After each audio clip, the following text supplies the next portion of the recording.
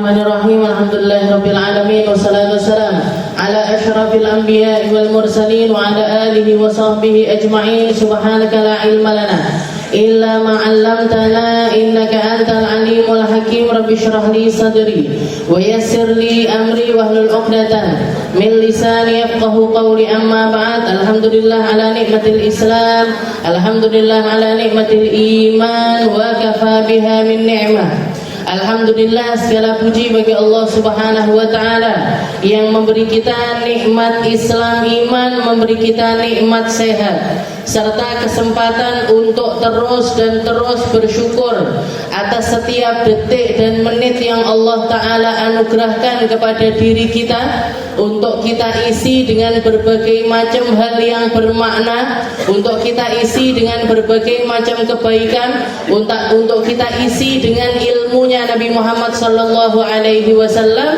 Maka kemuliaan semacam ini adalah sesuatu yang harusnya paling kita syukuri, yang harusnya kita merasakan kenikmatannya itu dengan hati yang paling luas dan pikiran yang paling jernih. Karena sesungguhnya nikmatnya orang punya ilmu, nikmatnya orang beriman, nikmatnya hanya patuh kepada Allah Subhanahu wa ta'ala, itu merupakan kenikmatan yang tertinggi. Sebagaimana negeri kita, Indonesia ini, di tahun 45 kemerdekaan didapatkan oleh Indonesia, itu mereka bersyukur sekali atas kemerdekaan tersebut. Karena apa?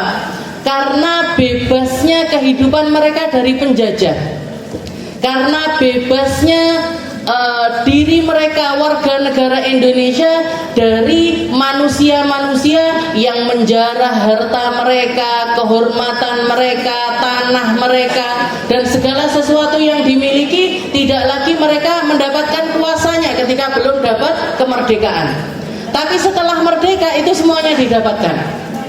Maka tugas kita sebagai bangsa Indonesia adalah meneruskan perjuangan tersebut.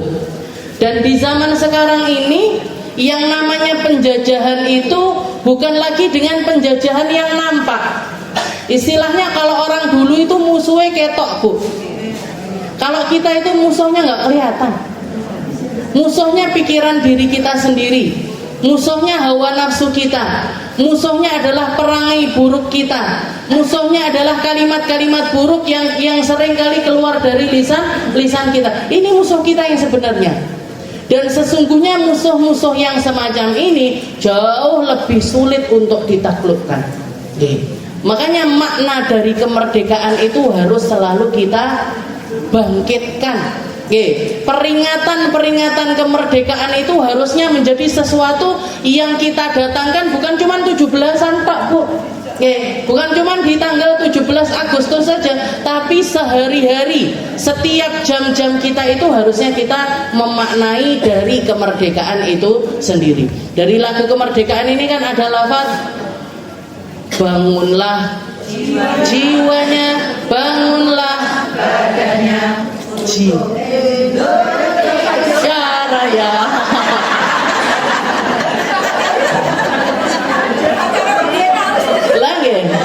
Yang bangkit dulu kan jiwanya, yang bangkit dulu kan rohnya, yang bangkit dulu itu kan dalamnya kita. Dan seseorang itu nggak akan bisa bangkit jasadnya kalau hatinya mati.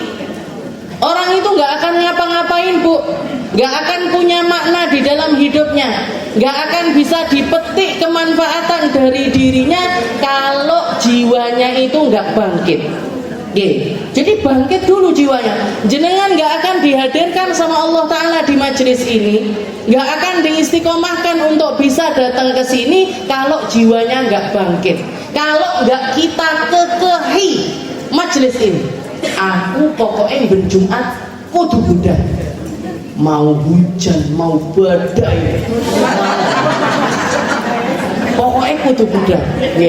Niat dulu, jiwanya dulu yang dibangkitkan. Baru setelah itu apa? Baru setelah itu jenengan akan dibantu sama Allah Ta'ala seluruh badannya untuk bisa hadir di sini.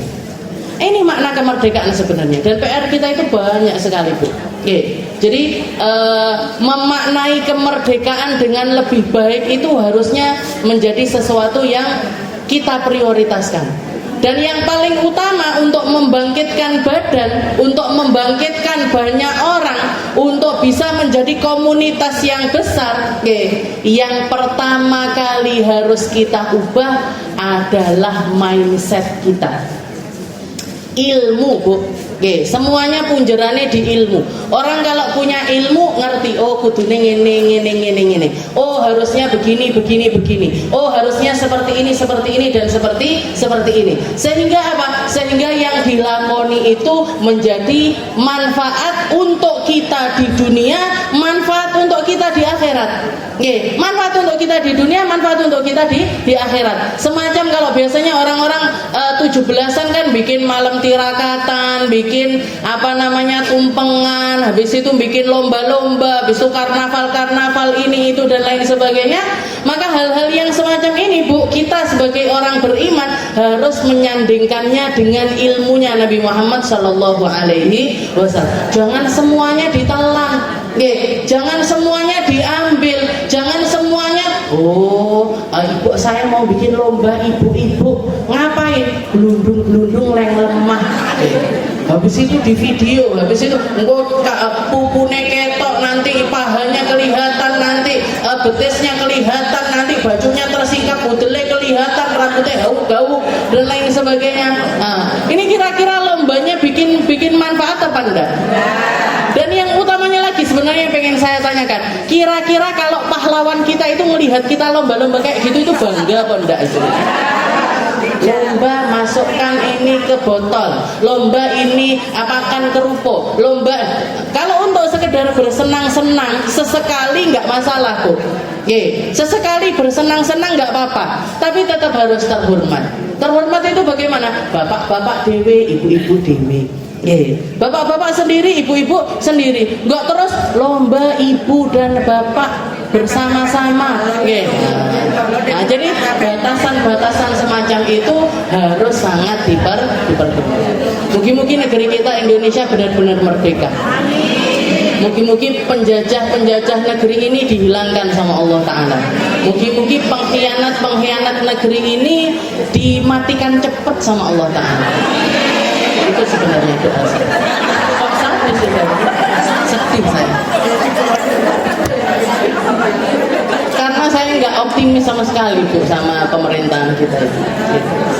Kita lanjutkan pembahasan kita masih di dalam ilmunya sholat, masih di dalam sunnahnya sholat. Ilan qalan mu'alif rahimahullah ta'ala wa nafa'na bihi wa bi'ulumi fid dharaini amin. Baqiyatus sunan allati qabla shalah. Baqiyatus sunan allati qabla shalah. Kemarin minggu yang lalu kita sudah bahas tentang sunnah sebelum sholat yang pertama dan yang kedua. Dan durasi pembahasannya luar biasa panjang. Mulai dari sunnahnya adzan, kriterianya adzan, syaratnya adzan, lafadznya adzan, jawabinya adzan dan lain sebagainya. Nah, setelah itu kita juga membahas tentang iqamah, dan ini adalah sesuatu yang bergandengan, bersandingan. Nabi Muhammad SAW itu datang sebagai rahmat bagi manusia, sebagai contoh utama dari manusia. Maka apapun yang dilakukan Nabi adalah sunnah. Maka apapun yang dilakukan Nabi mendatangkan pahala. Kalau kita nirukan apapun yang terjadi di dalam kehidupannya Nabi, kita tirukan caranya, kita tirukan seperti apa modelnya, kita tirukan bahkan dari hal terkecil sekalipun, kalau diniatkan ikuti Nabi dapat pahala.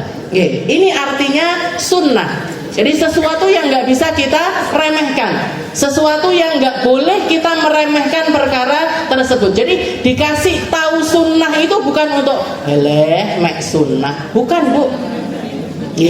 Wajib tok ae lah, sunnah tok ae. Nah, jadi sunnah itu didatangkan untuk kita mengambilnya dengan porsi yang banyak, bukan untuk menghakimi orang lain. Bukan untuk nyalahkan orang juga. Jadi fungsinya sunnah itu untuk amal diri dulu. Untuk kita amalkan. Mana ini? Yang saya mampu ngamalin mana? Yang bisa saya amalkan yang mana? Bukan untuk mendikte orang lain atau mengkritik orang lain. Kuwi kok ngono, urip kok ora ngene, kok begini. Nah, bukan untuk seperti itu juga. Jadi sunnah ini datang untuk mendatangkan pahala bagi kita, bukan untuk kita justru malah kulaan dosa gara-gara sunnah. Bukan untuk kita menyalah-nyalahkan orang, mengkritik orang, bahkan atau menghinakan orang lain dengan sunnah itu sendiri. Jadi segala hal yang berkaitan dengan sunnah itu mulia. Dan dari sekian banyak sunnahnya Nabi, dari sekian banyak hal yang dicontohkan sama Nabi, yang paling agung kedudukannya adalah sholat. Yang paling tinggi kedudukannya adalah sholat. Maka sunnah-sunnah sholat itu juga menjadi sunnah yang paling mulia.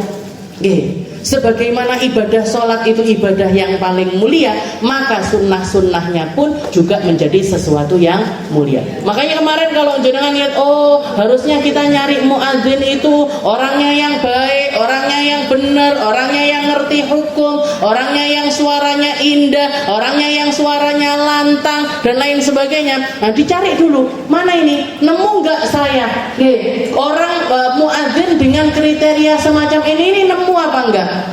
Kalau nggak nemu yang sempurna, yo kelongi titik lah satu. Oh, dek ini, tapi sayangnya minta bayaran. Ya sudahlah, dikasih bayaran.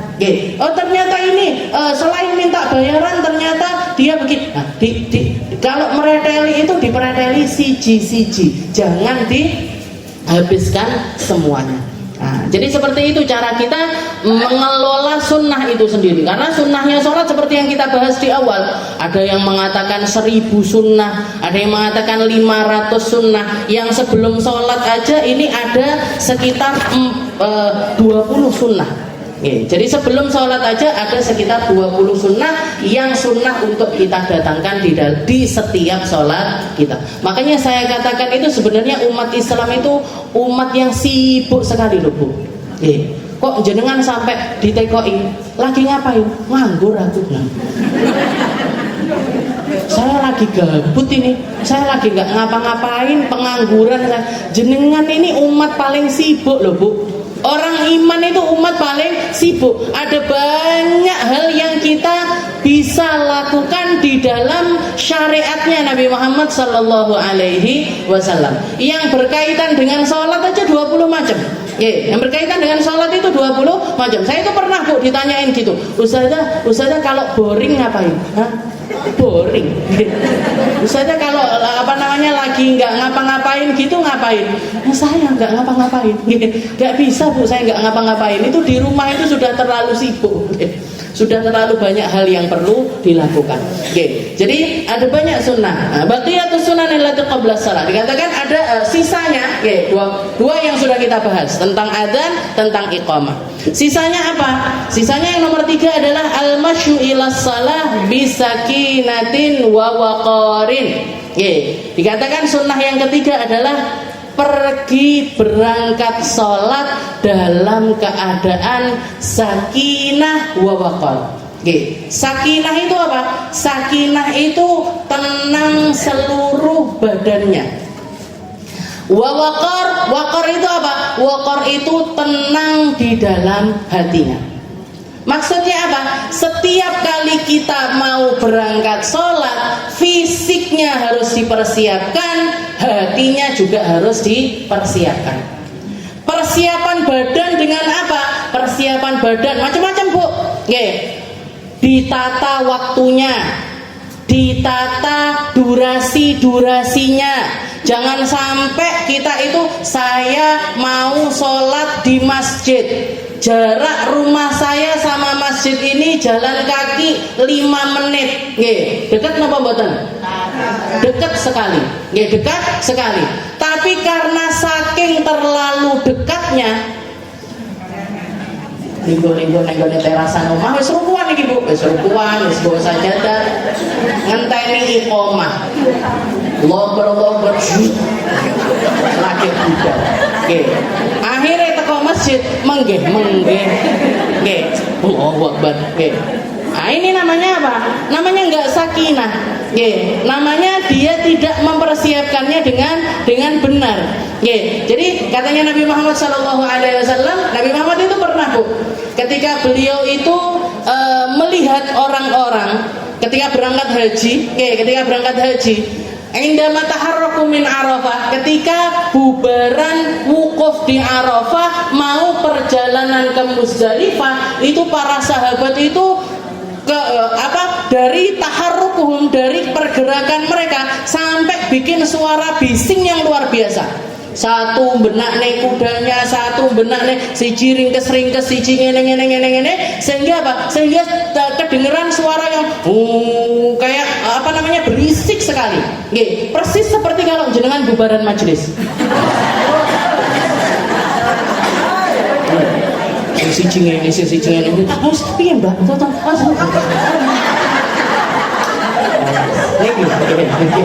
Seperti itu.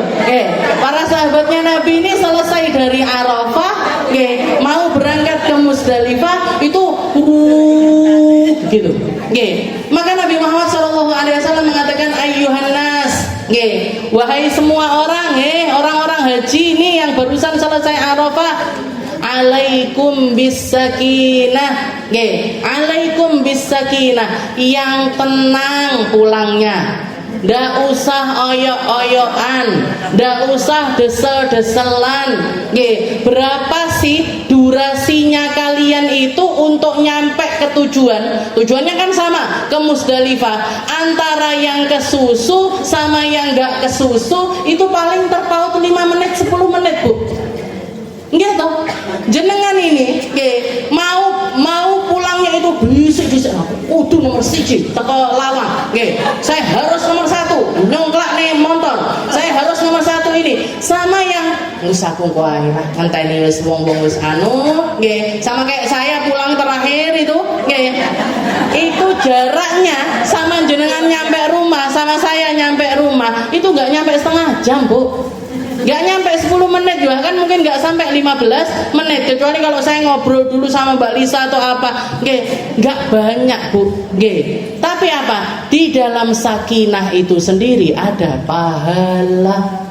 Di dalam ketenangan itu ada banyak kebaikan. Alaikum bisakinah falaisal bir bil idha. Katanya Nabi, kebaikan itu jarang bisa didapatkan sama orang-orang yang hatinya enggak tenang. Ini yang nungguin di masjid di terasan rumahnya nyongklang itu tadi, iqomah baru lari. Jangan tanya, bisa nggak kira-kira sholatnya khusyuk?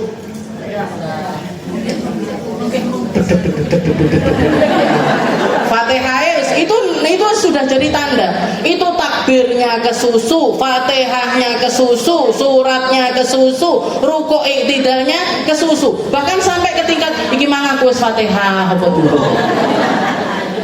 Iki aku mang maca surat apa? Selesai sholat dia sendiri yang baca surat. Selesai sholat dieling-eling, aku mang suratnya apa ya? Lali, Bu. Kenapa? Hatinya nggak tenang. Hatinya nggak tenang. Dan ini jadi penyakit yang luar biasa di kehidupan manusia zaman sekarang. Nggak punya sakinah, nggak punya sukun, nggak punya ketenangan. Kalau zaman dulu itu, Bu, orang-orang itu ada waktu-waktu, ada saat-saat di mana seseorang itu mendapatkan ketenangan dengan sendirinya. Zaman masih belum banyak lampu, belum banyak kafe, belum banyak jenengan zaman dulu kecilannya jenengan, zamane ndelok padang bulan niku, padang bulan sek ketok niku. Itu kan orang-orang di zaman itu begitu masuk malam hari tenang dengan sendirinya. Kalau jenengan pengen merasakan nuansa yang semacam itu, jenengan coba pergi ke desa-desa. Jangan coba pergi ke tempat yang jauh dari polusi, jauh dari jalan besar, jauh dari mobil-mobilnya orang dan lain sebagainya. Di situ kita akan menemukan orang-orang yang masih memiliki ketenangan karena banyak ketenangan yang datang dengan sendirinya. Tapi zaman sekarang nih kan donyone diwalik. Gak ada ceritanya malam tenang itu, bahkan gak ada. Bahkan gak ada ceritanya orang hidup tenang, itu gak ada. Kenapa? Ketika waktunya tenang pun diisi dengan sesuatu yang berisik. Apa yang berisik? Buka HP, buka TikTok. scroll. Jenengan mungkin nggak terasa Bu, jenengan mungkin nggak terasa. Ketika waktunya kita istirahat benar, otaknya di off-kan, telinganya di off-kan, matanya di off-kan, dimatikan dulu sebentar untuk mendapatkan ketenangan. Jenengan justru malah buka HP, scroll. Akhirnya apa? Akhirnya nggak jadi istirahat. Dan bahkan HP ini kita bawa ke ranjang-ranjang kita, ke kasur-kasur kita, sampai tengah malam.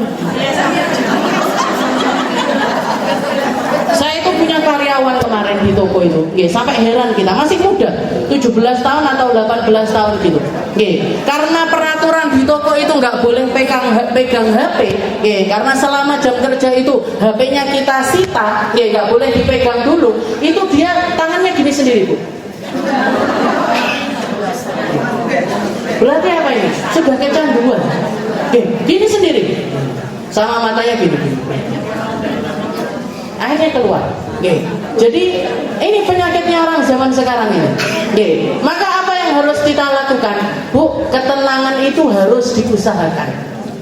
Ketenangan itu harus punya koror. Kita harus punya harus punya disiplin terhadap diri kita untuk bisa mendapatkan ketenangan itu sendiri. Dengan cara apa? Mindsetnya dulu. Kita harus yakin bahwasanya di dalam ketenangan itu ada kebaikan. Seperti yang dikatakan sama Nabi ini tadi. Alaikum bisakinah falaisal bir bil idha. Gak akan bisa orang itu jadi baik kalau dirinya gak punya ketenangan. Kalau pikirannya berisik terus-terusan, kalau hatinya berisik terus-terusan, kalau apa yang dia dengar ini hal-hal yang berisik terus, gak akan bisa. Gak akan dapat orang itu kebaikan, itu gak akan dapat. Juga di dalam hadis yang lain Nabi Muhammad SAW mengatakan, idza sami'tumul iqamah, kalau kalian sudah dengar iqamah, fa'tu ila shalah, maka datangilah salat. Kalau sudah dengar iqamah maka datangilah salat. Wala tusri'u fiha, ndak usah buru-buru. Budal moro salat iki aja kesusu. Berangkat ke tempat sholat itu persiapkan badanmu, persiapkan jiwamu. Alaikum bisakinah, yang tenang ketika berangkat ke dalam sholat. Bahkan gini, alaikum bisakinah wal waqar. Harusnya umat Islam itu berangkat sholat itu tenang badannya, tenang hatinya. Fama adraktum minal imam faktu. Kalau kalian datang ke masjid, imamnya sudah sholat, maka kamu ikuti apa yang dilakukan sama imam. Yang ketinggalan fa'atimu, yang ketinggalan sempurnakan setelah selesainya sholat imam. Simpel Bu, umat Islam itu. Nggak usah kesusu. Oh saya kadang telat, nggak sengaja ini telat ini datang ke masjid. Maka tinggal kita lihat. Oh imamnya apa? Imamnya ruku. Ya sudah, jangan tinggal Allahu Akbar ruku. Oh imamnya lagi sujud. Ya sudah, Allahu Akbar sujud. Nggak usah ngenteni. Saya ngenteni imamnya ngadep di sini. Jadi bagaimanapun keadaannya imam kita dapatkan, jenengan susuli Bu. Lagi rukuk, lagi sujud, lagi duduk di antara dua sujud, dia duduk di antara dua sujud. Jangan dinteni. Jadi yang kalian dapatkan yang bersama imam itu nanti akan mendapatkan pahala jamaah. Kalau jenengan nyusuli di rukuk, jenengan dapat pahalanya jamaah rukuk. Jenengan nyusuli waktu i'tidal, jenengan dapat pahalanya jamaahan i'tidal. Sujud seperti itu. Yang ketinggalan gimana Ustazah? Yang ketinggalan sempurnakan setelah imamnya ini salah. Yang kita sebut dengan makmum masbuk. Yang kita kenal dengan makmum masbuk. Oh saya dapati imam lagi rukuk. Nggak nyempetir tumak ninah rukuk sama imam ini nggak sempat. Berarti apa? Berarti satu rakaat saya ini tadi namanya masbuk. Nanti saya tambah setelah imamnya salam. Oh saya dapetin imam lagi sujud. Berarti gimana? Berarti satu rakaat ini tadi nggak terhitung satu rakaat, tapi dapat pahalanya sujud itu tadi dapat Bu. nggak usah khawatir, jenengan itulah hitung-hitungan karo Gusti Allah, nggak mungkin dikorupsi. Jenengan hitung-hitungan sama malaikat, nggak mungkin dia itu nulis salah, itu nggak mungkin. Ya, nggak akan dikorupsi sama malaikat. Jadi apa yang kita dapati dari imam, jenengan lakukan. Nah, ini banyak orang nggak ngerti. Jadi begitu masuk ke sholat, sebentar ini imamnya ngadep bisik. Padahal nggak gitu, Bu. Yang namanya masbuk itu, ya yang namanya makmum yang ketinggalan itu, mana yang didapati dari imam, dia langsung dapat juga. Nah, nanti gimana? Nanti tinggal dilihat. Oh, rakaat saya ini tadi masih terhitung 1 rakaat apa enggak? Oh, enggak kehitung karena ketinggalan Fatihah, karena ketinggalan rukuk, karena ketinggalan i'tidal. Nah, berarti gimana ini yang ketinggalan? Ditambahi nanti setelah salam. Imamnya salam, ketinggalan 1 rakaat jenengan nambahi 1 rakaat, ketinggalan 2 rakaat jenengan nambahi 2 rakaat, ketinggalan 3 rakaat dan seterusnya. Nah, tinggal seperti jadi yang didapati dari imam kita dapati juga, yang ketinggalan kita tambeli, disempurnakan setelah salam dari imam. Alaikum bisakinah. Jadi sunnah yang ketiga yang harus kita openi di dalam sholat kita adalah al-masyu ila shalah bisakinah wal waqar. Jadi harus kita pastikan kita itu berangkat sholat itu siap badannya, siap hatinya. Gimana caranya biar hati kita ini juga siap? Gimana caranya biar hati kita ini juga siap? Jenengan keluarkan segala sesuatu yang berkaitan dengan manusia, yang berkaitan dengan dunia. Ditekek dhisik Bu donyane. Ditaruh dulu Bu pikirannya. Ditaruh dulu keluh kesahnya, itu ditaruh dulu. Jenengan kosongkan hati, jenengan fokuskan diri hanya kepada Allah Ta'ala. Allahu Akbar. Apa artinya? Ya Allah, saya tinggalkan semua hal di belakang saya datang hanya kepadamu. Allahu Akbar. Makanya setelah itu juga yang kita datangkan di dalam sholat kita adalah ini wajjahtu wajhiya lillah. Ini wajjahtu wajhiya lillah. Ya Allah, saya sekarang ngadep jenengan tok. Enggak ngadep sapa-sapa. Enggak ngadep suami saya, enggak ngadep mertua saya, enggak ngadep anak-anak saya, enggak ngadep guru-guru saya, enggak ngadep siapapun, saya hanya madep jenengan tak, ya Allah. Inni wajhatu wajhiya lillah. Siapa Allah? Alladzi fataras samawati wal ard. Allah yang mencipta serta merawat semua yang ada di langit dan juga bumi. Ini loh Tuhanku. Tuhan yang gak mungkin disaingi dengan Tuhan yang lain. Tuhan yang gak akan bisa ditandingi dengan sesembahan manusia manapun. Maka kita harus berbangga. Karena apa? Ketika kita punya Tuhan dan Tuhannya itu Allah, kita itu jadi manusia paling merdeka. Kita itu jadi manusia paling merdeka. Kenapa? Gak punya beban sama siapapun. Gak punya hal-hal yang berkaitan dengan manusia manapun. Kenapa? Karena yang patut untuk merintah kita, yang patut untuk nyetir kita, yang patut untuk mengarahkan kita hanya Allah Subhanahu wa Ta'ala. Alaikum bisakinah. Jadi yang pertama harus kita dapatkan, kalau jenengan pengen sholatnya tambah baik, kalau jenengan pengen sholatnya ini benar-benar tanha anil fahsya'i wal munkar. Karena dikatakan di dalam Al-Quran, sholat itu akan jadi pencegah manusia dari perkara buruk ataupun juga perkara yang mungkar. Tapi kenapa kok ada orang sholat nyolongan, ada orang sholat suka bohong, ada orang sholat berkhianat, ada orang sholat korupsi dan lain sebagainya? Ini bukan salah sholatnya, ini salah menungsone. Sholatnya nggak salah, Bu. Sholatnya sudah benar, tatanannya Gusti Allah sudah benar, tatanannya Nabi Muhammad SAW sudah benar. Manusianya ini yang tidak mengambil dari sholat itu sebagaimana yang diperintahkan sama Allah Ta'ala. Aqimus sholat. Sholat itu harus kita dirikan. Harus didirikan. Bukan cuma badannya aja yang berdiri, tapi jiwanya juga akan berdiri. Nggih, as-sakinah wal waqar. Jadi yang pertama adalah al-masyu ila shalah bi sakinah. Jadi sing tenang. Nggih, makanya diatur, Bu. Nggih. Oh, azan jam setengah 12. Oh, berarti aku jam 11:15 wudu misalkan. Oke, kalau mau berangkat ke masjid, kalau sholatnya jenengan di masjid-masjid ataupun musola, biar apa? Hendak ke susu. Oke, nah nanti sebelum adzan sudah di masjid, wes wiritan, wes buka Quran. Oke, nanti adzan kita tinggal jawabi, setelah jawabi qobliyah, sempat semuanya akhirnya, sempat qobliyah, sempat noto sajadah sing genah, sempat noto mukena yang bener. Oke, buat niteni biar jangan sampai rambut saya keluar, jangan sampai ada aurat yang kelihatan. Oke, mungkin rumus adzan sing gawe rukuhe sing wangil pisan kene metu ngene.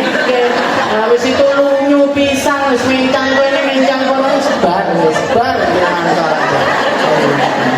ya karu-karuan. Al-masyu ila shalah bi sakinatin wa waqar. Jadi salat itu persiapan. Nggih. Harus punya ketenangan. Itu sunnah yang paling besar di dalam persiapan sholat kita secara pribadi. Nah, setelah adzan, setelah iqamah secara pribadi, makanya ditaruh di nomor 1. Ditaruh di nomor setelahnya adzan dan juga iqamah. Karena wanti-wantinya Nabi seperti itu. Shollu bis sakinah wal waqar. Salatlah dengan ketenangan badan, dengan ketenangan hati. Yang keempat, ad-du'a bainal adzan wal iqamah. Setelah itu yang keempat, kita gunakan waktu antara adzan dengan iqamah ini untuk berdoa. Nggih. Dikatakan ad-du'a bainal adzan wal iqamah mustajab. Nggih, doa di antara adzan sama iqamah itu adalah salah satu waktu yang dijanjikan mustajab sama Allah Subhanahu wa taala. Jadi kita gunakan untuk doa itu. Nggih, Rabbana atina, jenengan doa minta hajat ini, jenengan doa ini silahkan. Nggih. Jadi antara adzan sama iqamah itu pakai untuk berdoa. Setelah itu yang kelima, al-mubadarah ilal isyighal bi asbabis shalah fi awwalil waqt. Oke. Setelah itu yang kelima, kita berusaha untuk menyibukkan diri kita di awal-awal waktu sholat itu dengan segala sesuatu yang bersifat persiapan sholat.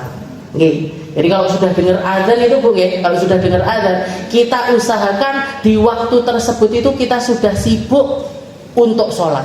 Nggih, kalau di perjalanan ya sibuk golek nang ndi yo musala, nang ndi yo masjid. Nggih.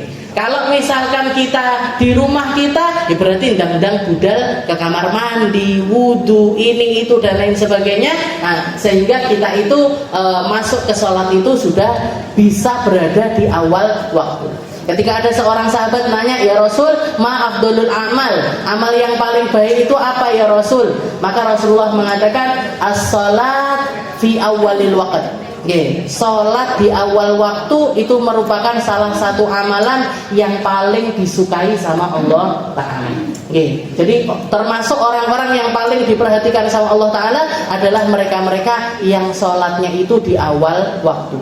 Duhur di awal, asar di awal, maghrib di awal, isya di awal, subuh di awal. Nggih, gak terus muat dua pepet nih. Nggih, subuh duhur cedek asar wis. Nggih. Maghribe cedek isya. Nggih. Padahal penjaluke akeh tapi salate ngoten niku.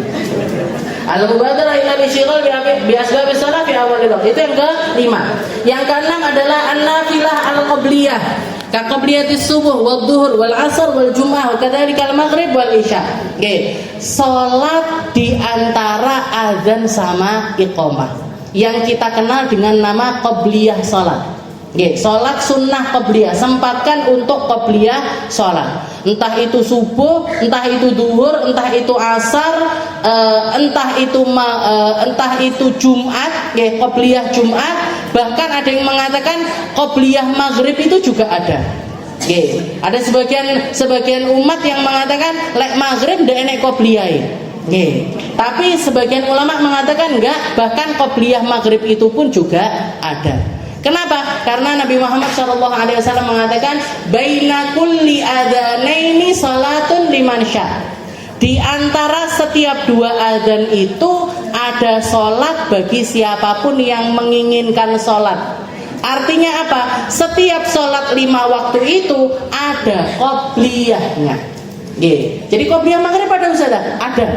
Nah, kalau jenengan punya rasa ragu, mosok jadi guruku ora enek loh qobliyah maghrib itu, justru jenengan datangkan qobliyah maghrib itu. Kenapa? Untuk menghilangkan perasaan yang semacam itu. Jadi orang itu kalau di dalam syariat itu ada keraguan-raguan, namanya was-was Bu. Ada yang namanya was-was. Maka ketika seseorang itu memiliki was-was di dalam syariatnya Allah Ta'ala, justru kemuliaan untuk mendatangkannya lebih besar.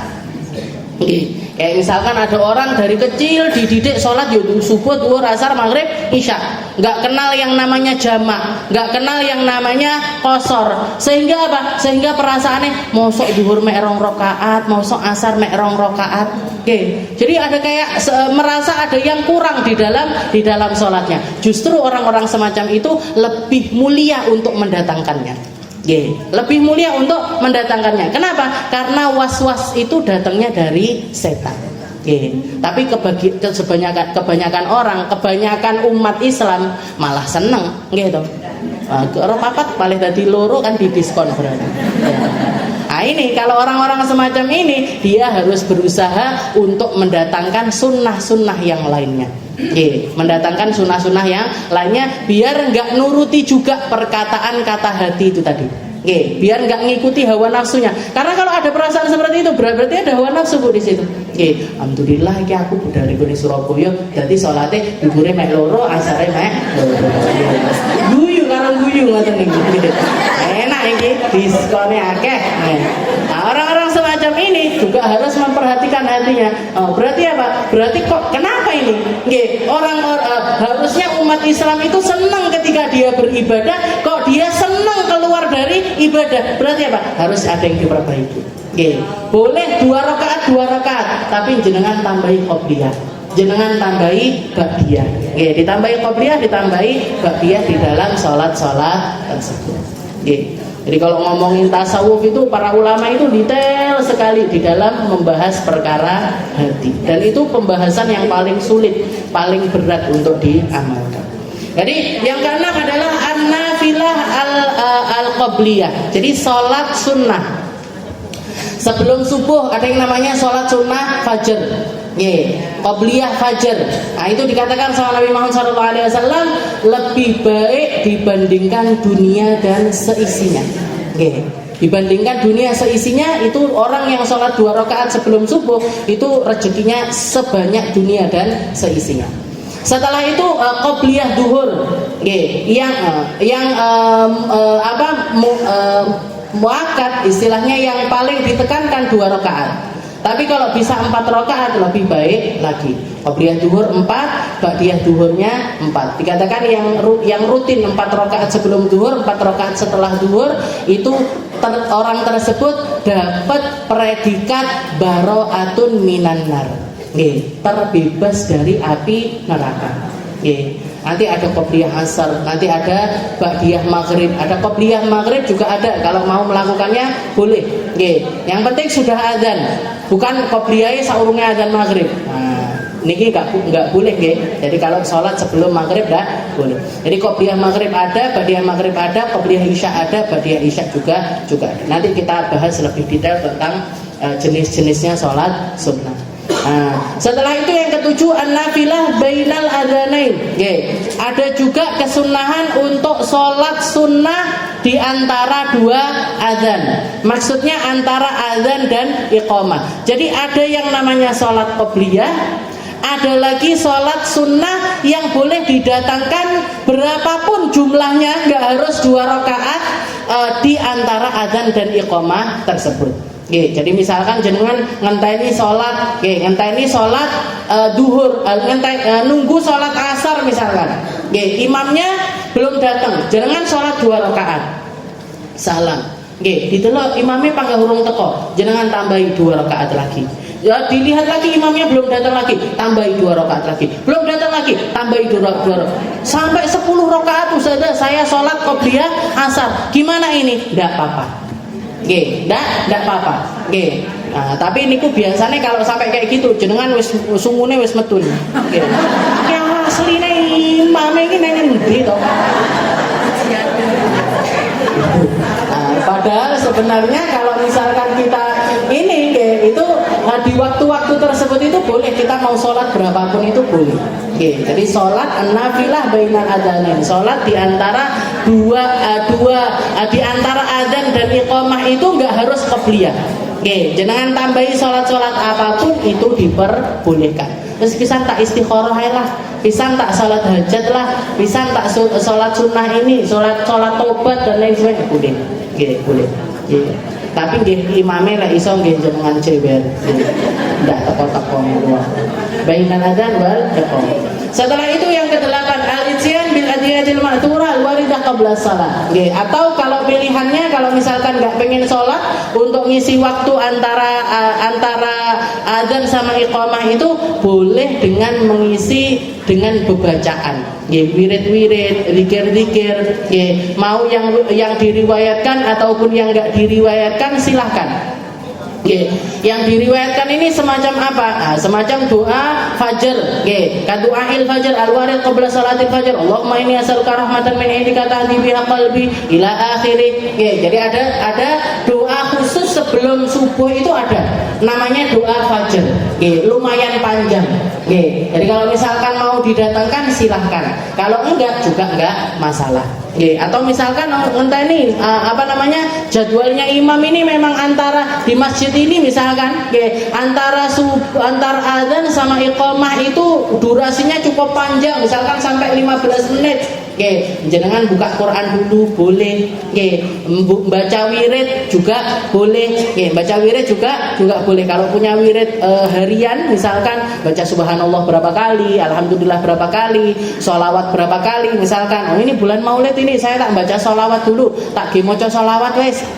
Antara adzan sama iqamah ini tak lumayan mungkin bisa dapat 100 atau mungkin bisa dapat 200. Atau misalkan juga kayak subuh itu ada kemuliaan untuk kita baca doanya Nabiullah Adam.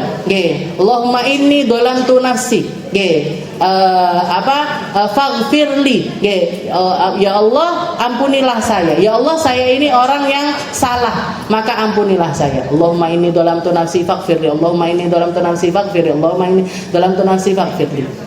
Atau kalau misalkan duhur bisa juga dengan la ilaha illallah al-malikul haqqul mubin 100 kali. Wis karo tak mau coba la ilaha illallah al-malikul haqqul mubin, la ilaha illallah al-malikul haqqul mubin, la ilaha illallah al-malikul haqqul mubin. Jadi dipakai untuk wiritan. Boleh, silahkan. Mau dapat ijazah dari siapapun, dari manapun, zikir-zikir semacam itu kalau bisa dilaksanakan. Yang ke-9 al-ityan bi du'ail khuruj ila shalah wa huwa Allahumma inni as'aluka bi haqqis sa'ilina 'alaik. Ketika kita berangkat untuk berangkat ke salat, ketika kita keluar dari rumah berangkat menuju salat itu ada doa-doa yang juga dianjurkan oleh para ulama kita. Yaitu diantaranya adalah Allahumma inni as'aluka bi haqqis sa'ilina 'alaik. Ya Allah, saya minta kepadamu dengan nama siapapun orang yang pernah berdoa. Maksudnya apa? Ya Allah, demi orang-orang yang pernah bermunajat, saya ini juga sedang bermunajat. Ya Allah, sebanyak orang-orang yang pernah meminta, saya ini juga pernah meminta. Wa bihaqqir raghibina ilaik, dan juga dengan haknya mereka-mereka orang-orang yang datang menuju Engkau ya Allah. Sebagaimana orang-orang terdahulu itu juga budalan salat, saya ini juga sekarang lagi berangkat salat ya Allah. Wa bihaqqi mamsyaya hadza ilaik, dan sebagaimana orang-orang yang berjalan menuju salatmu ini ya Allah, saya pun juga masuk di dalam golongan mereka. Fa inni lam akhruj asyarran wala bataran. Ya Allah, saya ini sekarang berangkat ke salat. Saya ini sedang berangkat menuju sesuatu yang bukan sesuatu yang sifatnya maksiat, bukan juga sesuatu yang mendatangkan murkamu ya Allah. Budal ning salat ini kan berarti enggak mungkin dimurkai sama Allah. wala riya'an wala sum'atan. Saya juga tidak sedang mencari pandangan siapapun, saya juga tidak sedang meminta perhatian dari manusia manapun. Saya berusaha untuk ikhlas ya Allah. Nggih, budalku nang masjid iki saya berusaha untuk ikhlas. Bal kharajtu ittiqaan sakhatik wa ibtigha'an mardatik. Tapi saya keluar untuk bertakwa kepadamu, untuk mencari ridhamu. Fa'asa, di sini doanya. Nggih. Jadi setelah ngomong begini ngerayu istilahnya ini Bu. Ngerayu Allah taala. Ya Allah, Allahumma inni as'aluka bihaqqis sa'ilina ilaik wa bihaqqir raghibina ilaik wa bihaqqi mamsyaya ilaik. Ya Allah, demi ini ya Allah, saya ini berangkat enggak sedang maksiat. Saya berangkat enggak lagi riya. Saya berangkat enggak lagi sum'ah. Saya berangkat cuman demi mendatangi ketakwaan kepadamu dan juga ridhamu. Fa'as'aluka. Maka sekarang saya minta ya Allah, antu'idani minan nar, jauhkan saya dari api neraka, wa tudkhilanil jannah, masukkan saya ke surga. Nggih, yang diminta ini Bu. Nggih, yang diminta adalah sesuatu yang sifatnya ukhrawi. Bi rahmatika ya arhamar rahimin. Dengan rahmatmu ya Allah, wahai zat yang maha rahmat kepada setiap hamba. Nah, ini sunnah didatangkan setiap kali kita berangkat sholat. Kok tahu Ustaz? Terus jangan bayang neai lah. Saya kau hati saya ini nanya. Kalau mau nanti saya tuliskan, saya share kayak kemarin itu. Nanti digowo kalau melakukan. Pokok nggak kepentuk ya. Itu yang ke berapa tadi? Ke-9. Ya, sunnah yang ke-9. Sunnah yang ke-10 adalah al-qiyam ila shalah ba'dal intiha minal iqamah. Nggih. Wa qil ma'a qawlihi qad qamatis shalah. Nah, yang ke-10 adalah berusaha untuk sudah berada dalam keadaan berdiri ketika iqamah dikumandangkan. Jadi ketika iqamah sudah Allahu Akbar, syahadu an la ilaha illallah, itu kita kalau bisa sudah dalam keadaan berdiri. Ada yang mengatakan bukan waktu awal, tapi ketika lafaz qad qamatis shalah, nah waktu itu kita berdiri. Jadi ada yang mengatakan dari awal berdiri baik, ada yang mengatakan enggak ketika lafaz qad qamatis shalah, nah itu kita berusaha untuk berdiri. Jadi waktunya berdiri untuk mau sholat ini kapan? Bisa ketika iqamah dikumandangkan, bisa ketika lafaz qad qamatis shalah. Nah, kenapa kok ada banyak? Karena Rasulullah ini sholat ribuan kali Bu. Jadi kadang ini. Jadi nggak saklek di satu keadaan, dan semuanya itu hukumnya jadi sunnah. Jadi makanya kalau misalkan ada orang mengatakan syariat kudu ngene, nggak bisa. Ada kaul begini, ada kaul begini, ada perkataan ulama ini, ada perkataan ulama ini, ada perkataan ulama ini. Kenapa? Karena 23 tahun kehidupan Nabi itu semuanya jadi hukum. Para sahabat ada yang melihat Rasulullah takbir begini, ada yang melihat Rasulullah takbir begini, ada yang melihat Rasulullah takbir begini, ada yang bahkan ada yang melihat Rasulullah takbirnya begini, ada yang melihat di perut, ada yang melihat di sini.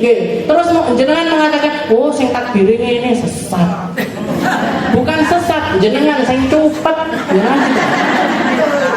Anda yang kurang ilmu, Anda yang kurang belajar. Kenapa? Karena Rasulullah ini sholat 23 tahun loh Bu. Jadi Rasulullah kadang begini, kadang begini. Dan ini yang dikatakan sama yang dikatakan oleh Nabi, ikhtilafu ummati rahmah. Perbedaan di antara umatku itu adalah rahmat. Sehingga kalau misalkan kita lagi bisa begini, kita bisa begini, ketika kita bisa punya begini, ya kita bisanya begini. Aku pas buat, pas komat gimana? Garuk-garuk lihat, bukan apa-apa. Nanti ketika lafaz qad qamatis shalah, baru berdiri. Nggak usah meri karo sing ngadeg dhisik. Seperti itu. Ya, ini sunnah itu seperti itu. Ini sunnah yang ke-10. Al-qiyam ila shalah ba'dal intiha minal iqamah. Berdiri begitu iqamah itu selesai atau dari awal iqamah. Yang ke-11 yang juga termasuk sunnah yang penting yaitu taswiyatus sufuf, merapatkan barisan. merapatkan barisan. Dan sebenarnya ini juga menjadi tugas utamanya imam. Jadi tugas utamanya imam. Rasulullah itu setiap kali ngimami, beliau itu nyempatkan untuk melihat ke kanan, melihat ke kiri, melihat di shaf yang kedua, di barisan yang kedua. Setelah itu Rasulullah mengatakan sawu sufufakum, sawu sufufakum. Ayo sing rapet barisannya, sing rapet barisannya. Fa inna tasfiyatas sufufi min tamamis shalah. Karena lurusnya barisan itu menjadi kesempurnaan sholat. Kalau mau dapat kesempurnaannya jamaah, maka luruskan barisan. Maka ibu ojo ngeyel-ngeyel, diluruskan. Aku melekku neng kene penak misalnya. Padahal dia lebih maju daripada temennya. Jadi istilahnya yang lurus. Yang lurus itu paling enggak pundak kita itu sejajar sama pundak yang sebelah-sebelah kita. Enggak harus mepet banget, enggak Bu. Enggak kudu mepet, apalagi sampai saya ada yang cerita ke saya, kaki saya diinjek sama sebelah saya misalnya. Kaki kanan saya di sebelah kanan saya ini injek kaki saya, sebelah kiri saya injek kaki saya. Wes Bu, enggak usah sholat di masjid kuwi neh. Jangan cari masjid yang lebih longgar tentang hal yang semacam. Kadang-kadang orang itu baru belajar agama terus malah mantan. Jadi syadid, jadi apa namanya? Jadi keras sekali sama orang lain. Kafir. Terus yang Islam sopo? Di kafir loh, la ilaha illallah kok dibilang kafir. Jadi ngelurusin sholat itu memang kesempurnaannya sholat. Akan tetapi sekali lagi Bu, jangan sampai menyakiti siapapun. Jadi setidaknya apa? Setidaknya pundak kita ini lurus sama yang sebelahnya, pundak kanan, pundak kiri itu lurus. Setelah itu nggak ada jarak yang terlalu besar di antara antara satu orang dengan orang yang lainnya, itu nggak longgar banget loh istilahnya. Longgar banget itu sekiranya apa? Sekiranya kalau ada orang masuk di situ cukup. Nah itu berarti apa? Itu terlalu longgar. Nah, jadi kita rapatkan, kita usahakan untuk rapat, kita usahakan untuk lurus. Tapi juga nggak perlu empet-empetan juga. Kecuali kalau jenengan di Haram, di Mekah, di Madinah. Nah ini ku panjen ndak iso neh lek ndak rapet. Karena apa? Karena tempatnya desek-desekan, karena manusianya banyak sekali. Jadi sekali lagi ngelurusin sholat, setelah itu juga merapatkan barisan, tapi tetap jangan menyakiti siapapun. Tetap jangan menyakiti tasfiyatus sunnah. Jadi tugasnya imam. Dan kalau Rasulullah itu di setiap shaf itu punya petugas, punya petugas untuk meluruskan barisan. Sampai dikatakan selurus apa barisan sholatnya masjidnya Nabi, jamaahnya Nabi. Itu sampai kalau misalkan ada orang manah, dari belakang itu, dari punggung itu ada manah dari ujung, dipaskan di punggungnya orang, misalkan ini punggungnya orang itu di sininya, itu panah itu nggak ngenai siapapun.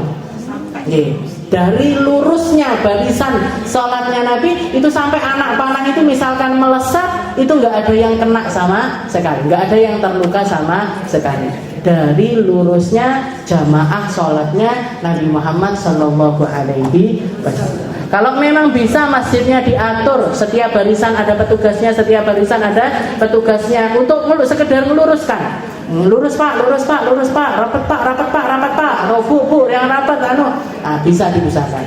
Kalau enggak, ya minimal yang penting enggak sampai enggak sampai suci maju, suci mundur, enggak sampai yang seperti itu.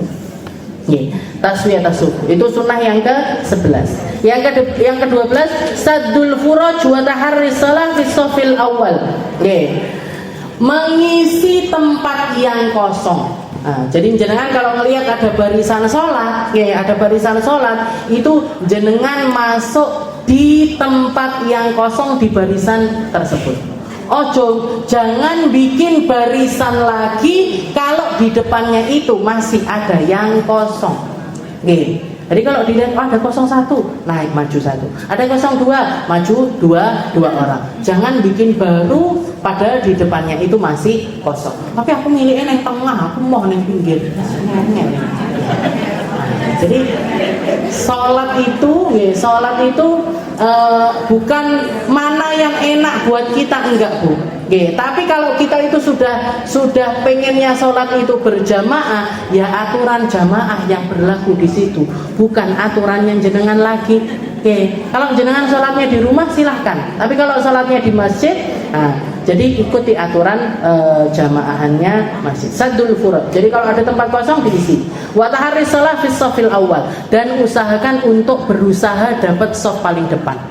Berusaha untuk dapat shaf paling depan. Katanya Nabi Muhammad SAW, barang siapa yang tahu ma fis shafil awal, apa yang Allah Ta'ala berikan di shaf yang pertama, mereka akan berusaha untuk mendapatkannya meskipun itu harus sampai bunuh-bunuhan. Dari apa? Dari besarnya, dari dahsyatnya apa yang Allah Ta'ala berikan di shaf yang paling depan. Dan dulu para sahabatnya Nabi itu rebutan shaf awal karena mereka itu begitu pengen melihat wajahnya Nabi Muhammad SAW. Makanya rebutan di shaf pertama. Shaf pertama bagian kanan itu yang paling diperebutkan sama para sahabat. Kenapa? Karena Rasulullah, kebiasaannya Nabi itu begitu salam, assalamualaikum warahmatullahi, assalamualaikum warahmatullahi, beliau zikir sedikit, setelah itu maju ke depan. Jadi maju agak ke depan, terus balik badan ngelihat ke arah kanan. Jadi kanannya softnya Nabi itu bagian sebelah kanan, itu Rasulullah sholat ngadep ke mereka. Sehingga apa? Sehingga yang di sebelah kanan ini merasa diperhatikan dan dilihat sama Nabi. Jadi itu tempat yang paling diperebutkan sama para sahabat-sahabatnya Nabi. Kalau situ penuh baru ke kiri. Kiri penuh baru yang ke belakang. Belakang ini pun yang paling mereka pengen adalah sebelah kanan. Juga kenapa alasannya? Karena ndelok Nabi. Karena yang dilihat adalah Rasulullah Shallallahu Alaihi Wasallam. Jenengan kudune nggih ngoten Bu. Kudu melek ndelok imame. Tapi imame ngono lho saya. Itu bukan urusan saya. Saddul furad tahris shalah fis shafil awal. Tapi kan ibu-ibu kan mesti ada sekatnya gitu. Wa tahris shalah fis shafil awal. Jadi berusaha sholat di shaf paling depan. Yang ke-13, an-nazar ila mawdi'i sujud wa itraqu ra'si. Yang ke-13 adalah melihat ke arah sujud. Sepanjang sholat itu pandangan mata kita arahnya ke tempat sujud. Kecuali kalau jenengan sholat di hadapan Ka'bah. Kecuali kalau jenengan sholat di hadapan Ka'bah, maka sunnahnya di dalam sholat adalah melihat ke arah Ka'bah, bukan lagi ke arah tempat sujud.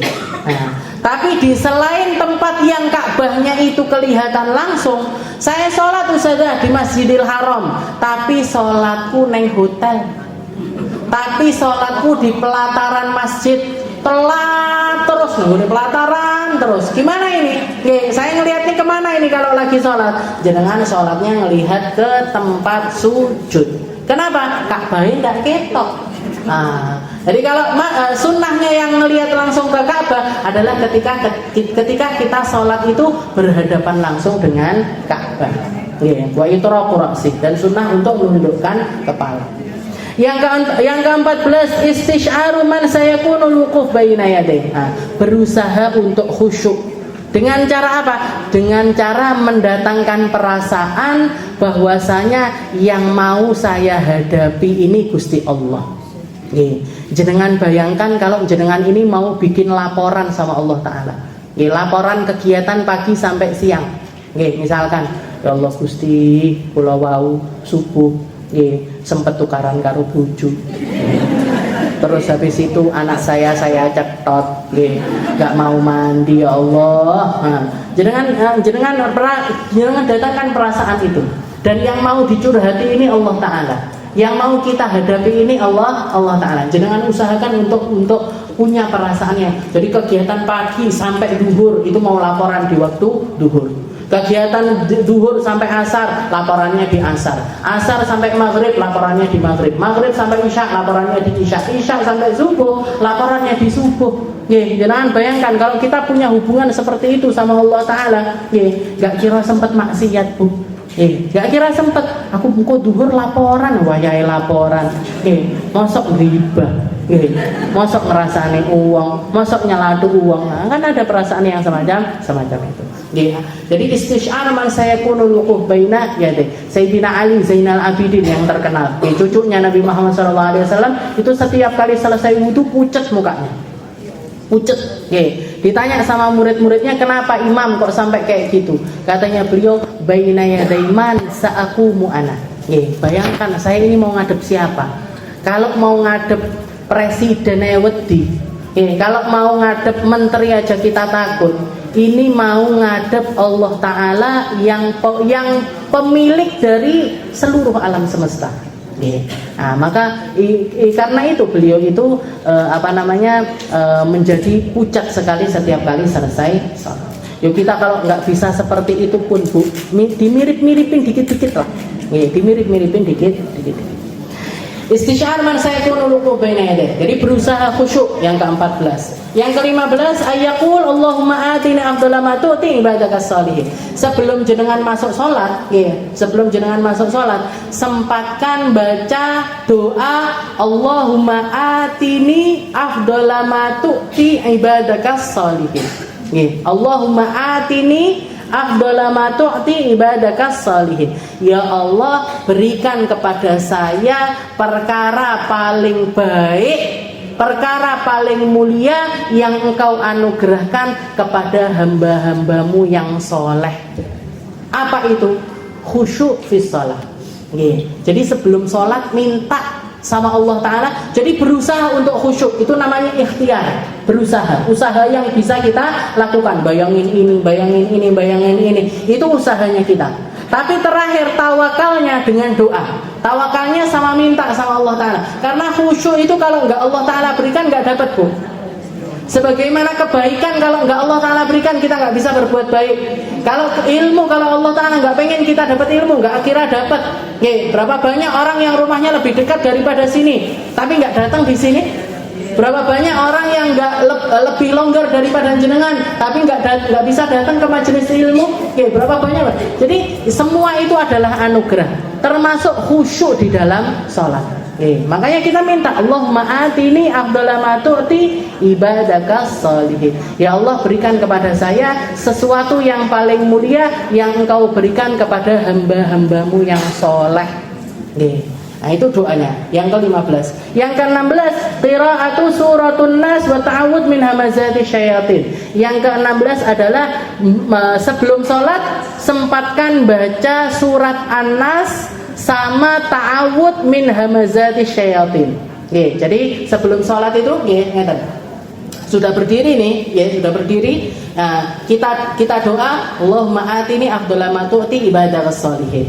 A'udzubillahi minasyaitonir rajim. Bismillahirrahmanirrahim. Qul a'udzu birabbin nas, malikin nas, ilahin nas, min syarril waswasil khannas, alladzi yuwaswisu fi sudurin nas, minal jinnati wan nas. A'udzu billahi min hamazati syayatin. Nah, yang tiga ini yang kita datangkan sebelum sholat. A'udzu, yang terakhir a'udzu billahi min hamazati syayatin. Jadi yang pertama Allahumma atini afdhala ma tu'ti ibadakas shalihin. Setelah itu baca surat An-Nas.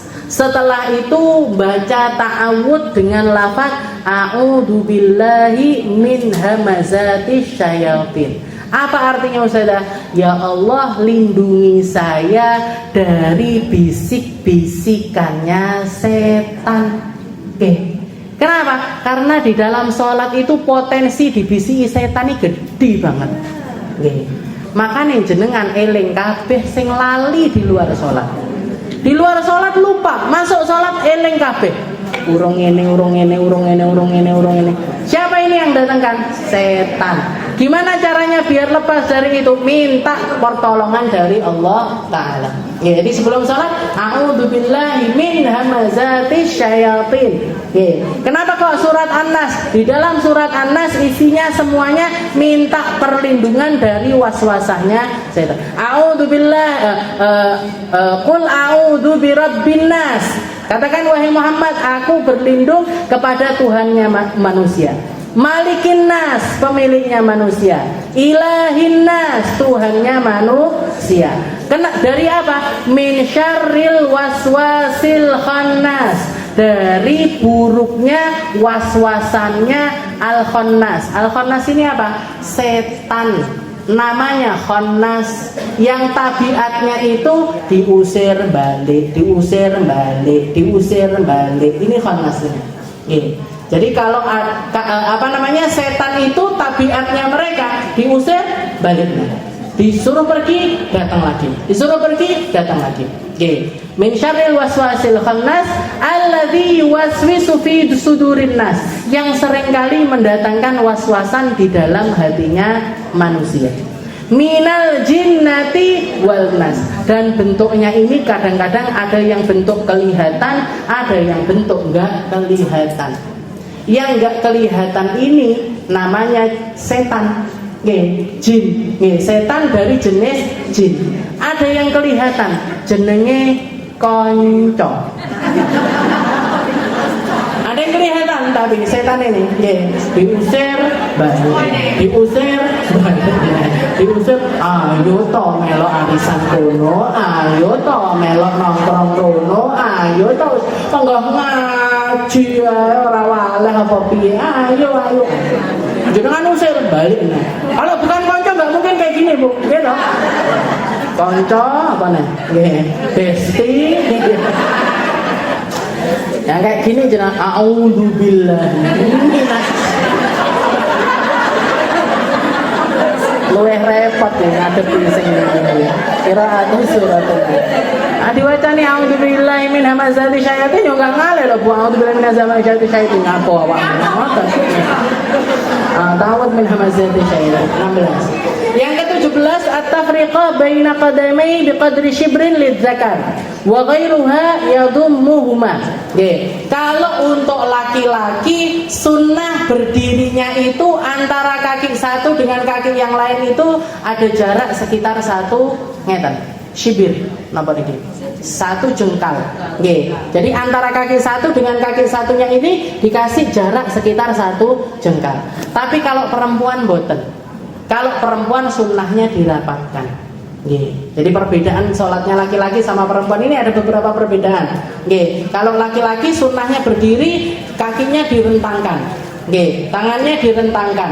Nah, nanti kalau sujud ngeten. Tapi kalau perempuan semuanya dirapatkan, kakinya dirapatkan, nggak usah ruwet banget ya. Pokoknya biasa aja, berdiri biasa saja. Setelah itu nanti semuanya diingkup nih.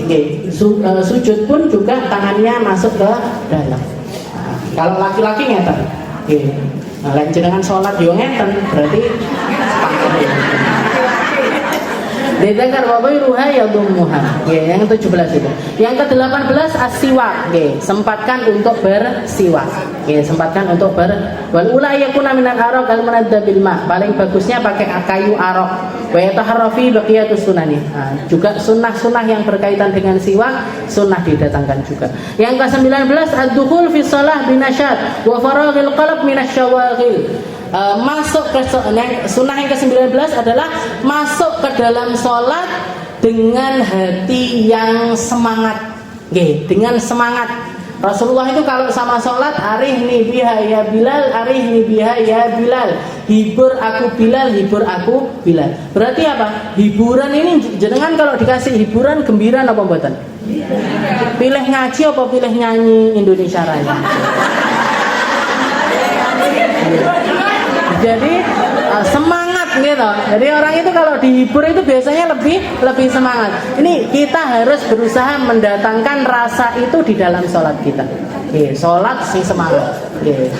Wa faraghil qalb minasyawaghil, berusaha mengeluarkan dari hati kita semua hal yang yang sedang membebani kita itu jangan lepaskan dulu di dalam sholat itu. Dan yang terakhir at-talaffuz bin niyah qabla takbir likai yusa'idul lisanul qalb fi istihdarin niyah. Sunnah untuk melafatkan niat sholat sebelum masuk sholat. Jadi sebelum masuk sholat keluarkan niat sholatnya kita. Usolli fardhu duhri, usolli fardhul asri, usolli fardhul maghribi. Atau kalau mau disempurnakan sekalian sama biar pikirannya ini juga datang semuanya, usolli fardhu duhri arba'a raka'atin mustaqbilal qiblati lillahi ta'ala. Berarti apa? Nah, maksudnya apa? Ya Allah, saya sholat. Ya usolli fardhu, ya Allah saya sholat fardhu duhur. 4 rakaat ngadep kiblat lillahi ta'ala. Nah, jadi kapan itu kita membacanya? Sebelum masuk sholat. Kenapa kok dibaca sebelum masuk sholat? Untuk membantu hati kita mendatangkan niat itu ketika takbiratul ihram. Kalau ketika takbiratul ihram wajib mendatangkan niat di dalam hati, termasuk fardunya sholat, termasuk kewajibannya sholat, bukan sunnah lagi. Tapi melafatkan niat sebelum sholat itu didatangkannya sebelum masuk ke dalam sholat, dan hukumnya adalah sunnah.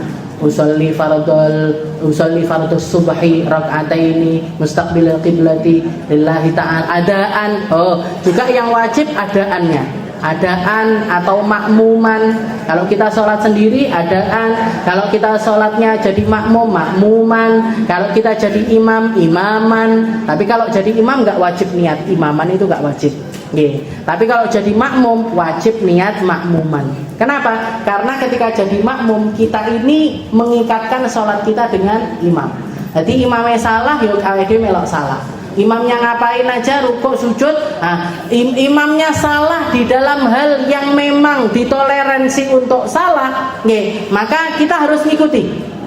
Kayak misalkan imamnya datangkan sunnah tasyahud awal, maka kita wajib ikut tasyahud awal. Nggak oleh ngeyel, aku nggak milih tasyahud awal langsung ngadeg aja, nggak boleh, batal sholatnya makmum. Tapi kalau misalkan imamnya lupa, nggak tasyahud awal langsung berdiri, berarti gimana? Jenengan langsung berdiri aja, nggak usah ikut tasyahud awal. Imamnya lupa lupa nggak baca surat, nggak masalah. Imamnya lupa nggak kunut, nggak masalah. Imamnya lupa pokoknya sunnah-sunnah yang ada di dalam sholat itu nggak dibaca, nggak dilakukan, maka nggak masalah. Jenengan harus mengikuti. Imamnya nggak sujud tilawah, sudah, jenengan nggak usah sujud tilawah. Imamnya nggak sujud sahwi, sudah banyak kesalahannya, nggak ditutup sujud sahwi loh, nggak apa-apa. Karena sujud sahwi itu sendiri hukumnya juga sunnah. Tapi kalau yang nggak ditoleransi, misalkan imamnya salah, nggak baca Fatihah, jenengan harus mengingatkan. Kenapa? Karena Fatihah itu rukunnya sholat. Lupa nggak rukuk langsung sujud, jadi bersurat langsung sujud, lali nggak rukuk, berarti apa? Salah ini, batal sholatnya imam, batal sholatnya imam, atau harus diperbaiki sholatnya imam. Maka yang seperti itu nggak boleh diikuti. Imam sholat duhur 5 rakaat, imamnya sholat, jangan sadar ini rakaat keempat, kok ngadeg eneh ini. Kok berdiri lagi imamnya, jenengan aja melok ngadeg, Bu. Karena apa? Imamnya lupa, jenengan nggak lupa. Gitu, imamnya lupa ini. Habis rakaat keempat masih nambahi 1 rakaat lagi. Jenengan sadar, loh, ini rakaat kelima ini, salah ini. Kalau jarak kita sama imam ini masih dekat, maka harus ditegur. Kalau perempuan negurnya pakai tepukan. Jadi ditepuk ngeten, atau begini atau begini. Nggak oleh tepuknya ngeten, nggak boleh.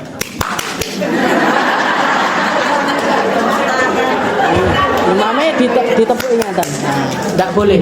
Nah, kalau laki-laki negornya pakai tasbih. Subhanallah. Subhanallah. Subhanallah. Enggak sadar-sadar, enggak sadar-sadar ditegur, enggak sadar-sadar. Jenengan jangan ikut salah. Jenengan jangan ikut salah. Berarti gimana Ustazah? Duduk aja tasyahud akhir, nunggu sampai imamnya ini tadi selesai satu rakaat tambahannya dia itu tadi. Misalkan dia sujud sahwi, jenengan ikut sujud sahwi. Kalau dia nggak ikut sujud sahwi, langsung salam, ya sudah jenengan ikut salam. Ya habis itu ditegur nggak apa-apa. Pak, iya toh Pak, kok sholatnya 5 rakaat? Duh, masa? Iya, jenengan sholatnya 5 rakaat. Tapi nggak apa-apa karena lupa, sah-sah saja sholatnya dia. Sholatnya kita pun juga sah. Tapi kalau misalkan jenengan ngikuti, itu toh imamnya kok ngadeg nih, jenengan nolak ngadeg. Jenengan ikut berdiri. Berarti apa? Jenengan salah dengan sengaja. Jenengan salah sholatnya dengan sengaja. Jenengan yang batal sholatnya. Jenengan yang batal sholatnya perlu diulangi.